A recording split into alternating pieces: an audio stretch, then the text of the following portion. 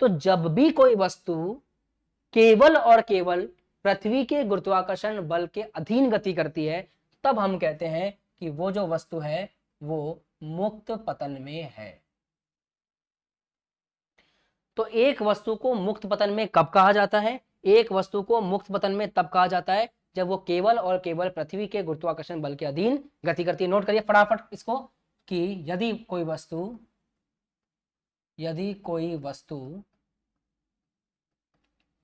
केवल पृथ्वी के गुरुत्वाकर्षण बल के अधीन, पृथ्वी के गुरुत्वाकर्षण बल के अधीन गति में हो, तो उसे मुक्त पतन में कहा जाता है।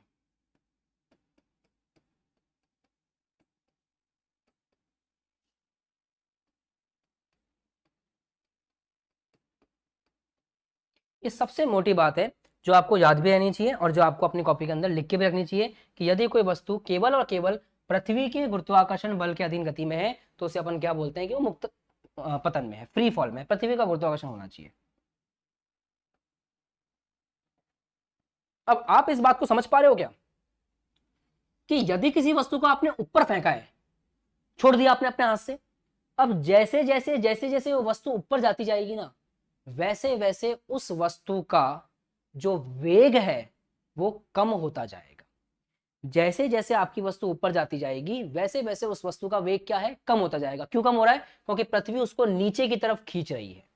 तो इस बात का ध्यान रखें कि जब कोई वस्तु पृथ्वी के गुरुत्वाकर्षण बल के अधीन है तो चाहे वो ऊपर जा रही हो चाहे वो नीचे आ रही हो, पृथ्वी हमेशा उसको नीचे की तरफ ही खींचने की कोशिश करती है।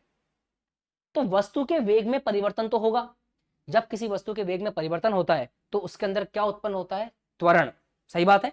तो जब भी कोई वस्तु मुक्त पतन में है तो मुक्त पतन के अंदर भी वस्तु में त्वरण देखने को मिलता है और वो जो त्वरण है उसका नाम होता है गुरुत्वीय त्वरण। अगर वस्तु ऊपर जा रही है तो उसका वेग कम होता जाएगा और अगर वस्तु नीचे आ रही है तो उसका वेग बढ़ता जाएगा। परंतु ये बात बिल्कुल सही है कि वस्तु अगर मुक्त पतन में है तो वस्तु का जो त्वरण है वो त्वरण कहलाता है गुरुत्वीय त्वरण। तो लिखते हैं इस बात को, मुक्त पतन में वस्तु के त्वरण को, मुक्त पतन में वस्तु के त्वरण को गुरुत्वीय त्वरण कहा जाता है। वस्तु के त्वरण को गुरुत्वीय त्वरण कहते हैं। तो मुक्त पतन में वस्तु का जो त्वरण है, वस्तु पर जो त्वरण लग रहा है उस त्वरण का नाम क्या है? गुरुत्वीय त्वरण है। इसे छोटे वाले जी से प्रदर्शित करते हैं।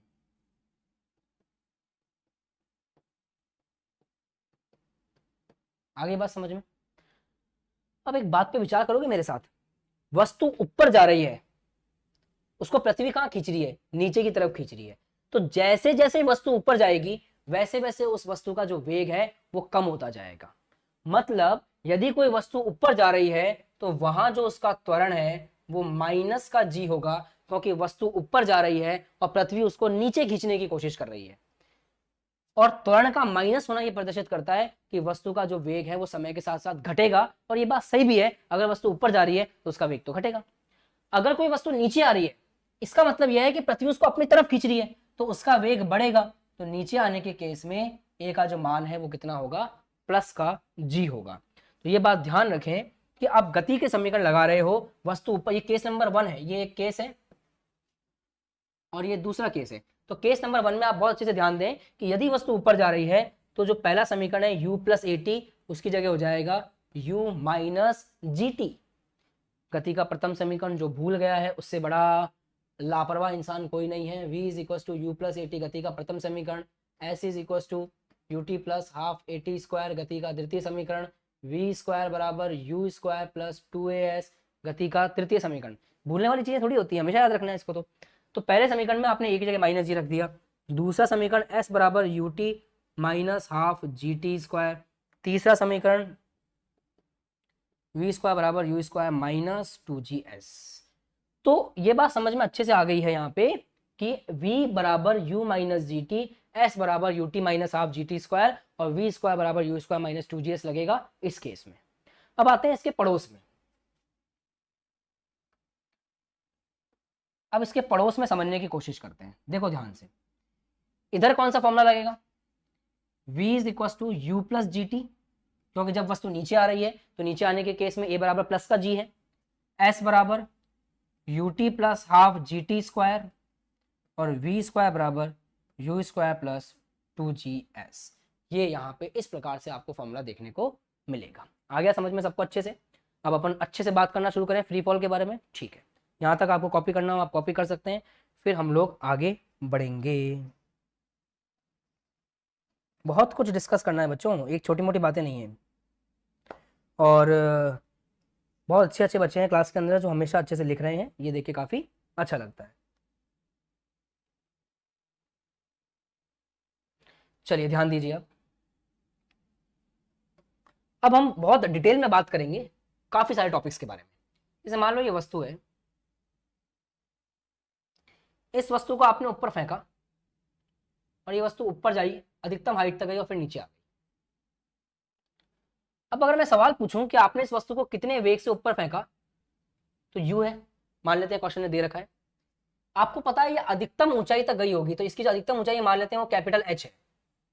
तो सवाल ये उत्पन्न होता है कि जब आपने वस्तु को ऊपर फेंका तो ऐसा क्या हुआ उसके साथ कि वो एक हाइट पर जाकर के रुक गई।